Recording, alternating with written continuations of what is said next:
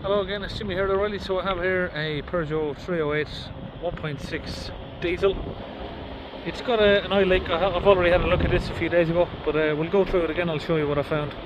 So if I set up this smoke machine from Launch UK, this is the smoke tube. I'm going to turn it on, connect it up to the inlet here, and we'll give it a few minutes.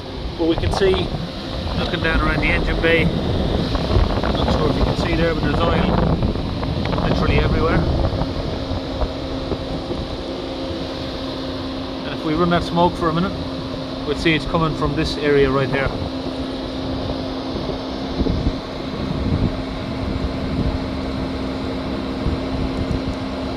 So you've got oil down around the injectors. This is where it's leaking from here.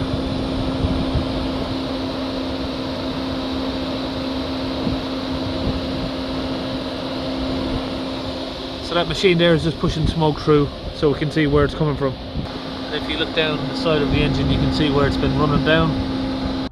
Okay, if we get inside the car, we have service light on and the engine management light is on there. It's done 205,000. We'll load up the Launch UK Eurotab 3. So now we're in, we'll run a high-speed scan. There were some codes here before, so I'm not sure if they've all come back. And we'll find out soon. Some of them were relating to air correlations, so that's why I ran a smoke test before, and we found that leak on the rocker cover there. Let's see what codes we have come back today. We do seem to have an issue there with the fan staying on, engine fan. But what we've got so far is an issue with the air correlation and a block DPF. Or at least that's what I had when we came to it last time.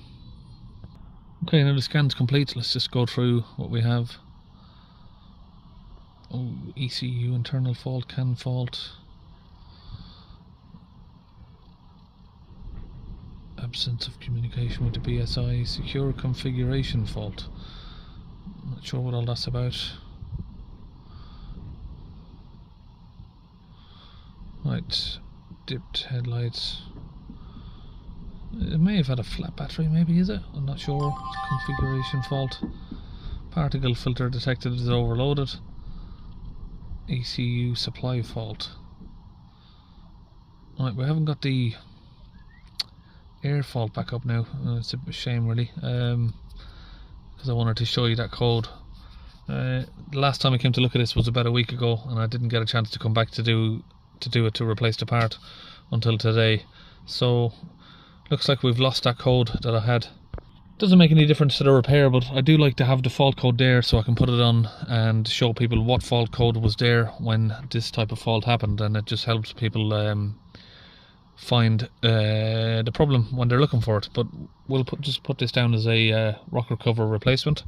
Okay, so we're going to need to get a lot of these bits and pieces out. I think first thing that's going to have to come out is this air filter box. We'll get these screws out here. Loose, we should be able to take the cover off. Now we've got a couple of these 13mm bolts. Putting out the bolts here that hold the filter housing down. So we can now get that off. Looks like we'll have to loosen it from here. Okay, so that's that unclipped. Now we should be able to lift this up and out. See what's a little few fiddly bits there, just make sure that these pipes are not catching. Be able to then get this out.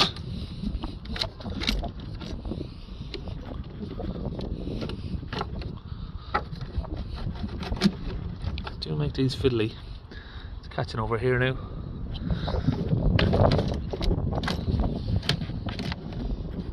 Now it's catching down here. Okay, so use both my hands there to get that out.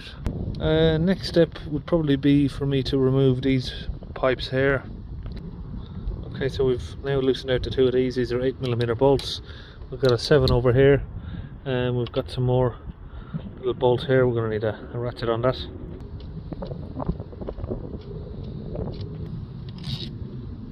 Now I've disconnected these two pipes. We'll have another couple of 8mm bolts. Looks like that one's been left loose down there. already, so we'll just get these open. Just get a little ratchet on there. Got one there and then one on the other side here. Okay, so that's both of those bolts out. Now we've opened that one, and then we should just be able to pull it all out. So just taking off the side cam cover here to this case, and a few little 7mm bolts all the way around and a few clips. But now we can see that there's oil been getting in here as well, into the cam belt area. Didn't realise they'd done wet belts on these. It's not supposed to be wet. No oil's supposed to be in there, so what else do we need to do to get this off? Let's have a look. I haven't done one of these before, so bear with me. Just need to find all of the screws and bolts that we need to find. So we've got some bolts in here. Okay, so just taking this off, 2 more bolts there that I just attach it to there, and it looks like we're going to have to remove this as well.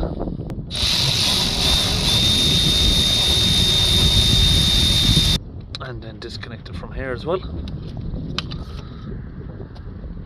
And I've just found another problem that was about to arise right here for the injector on cylinder 4, if you could call it that. Some French do it backwards. I'm not sure if they do on these, so that'd be cylinder 1 if it was. But yeah, I was rubbing through there the air filter housing. I'll have to get that covered up.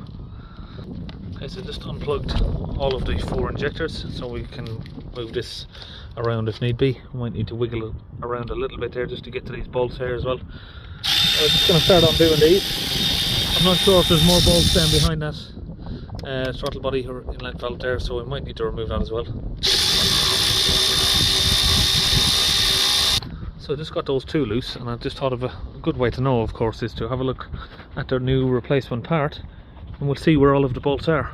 Okay, so if we look at this, we've got all of these bolts on the top, and yes, they have put some bolts with inside the cam belt a little bit further down there. And one thing I did do is I bought a gasket as well with this, but I didn't realise that it already comes with one fitted.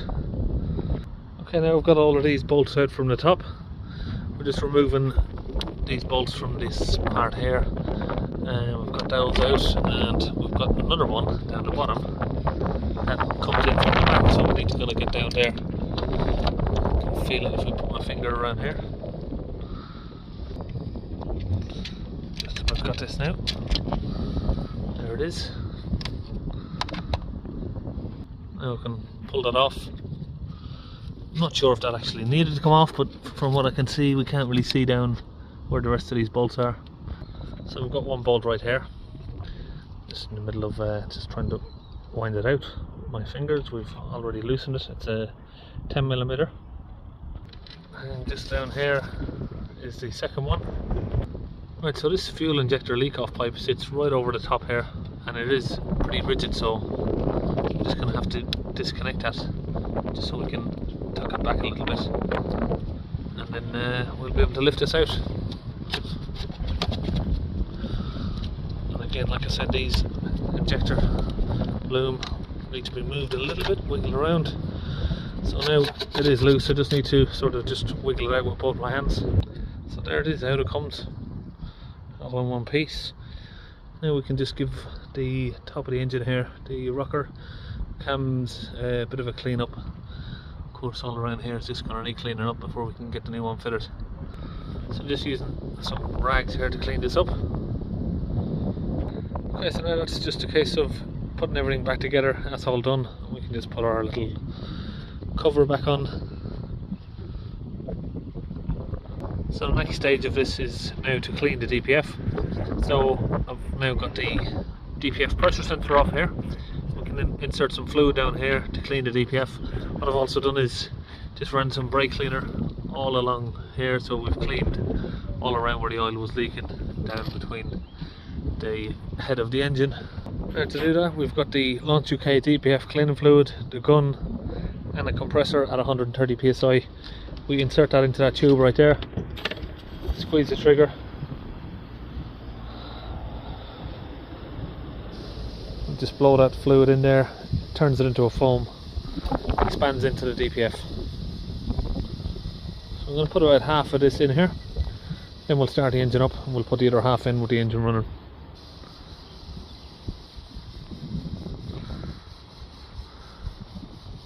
Okay, so we'll just exit the I was looking at the torque settings for the cam cover, so now we're just going to go back in, switch the ignition on so we can get connectivity. And I didn't show the DPF pressure at the start of this, but it was at I think 250 millibars at idle and sort of 1500 at 3000 RPM, so very, very blocked. Hopefully we can save the DPF now.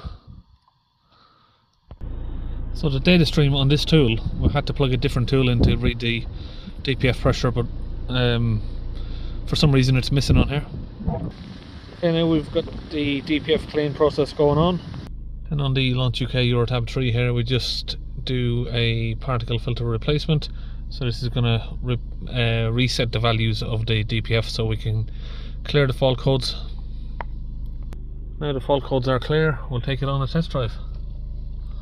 Okay, so just had to get a different tool here just to show you the pressure now with the DPF. So we have 2 millibars, that was at 250 before, and it was going up well above 1000 when we accelerate up to full revs, which we are now at sort of 3500 RPM, goes to 46 millibars. So DPF is like brand new still. And if we exit back from the live data, we can see after 2 or 3 miles test drive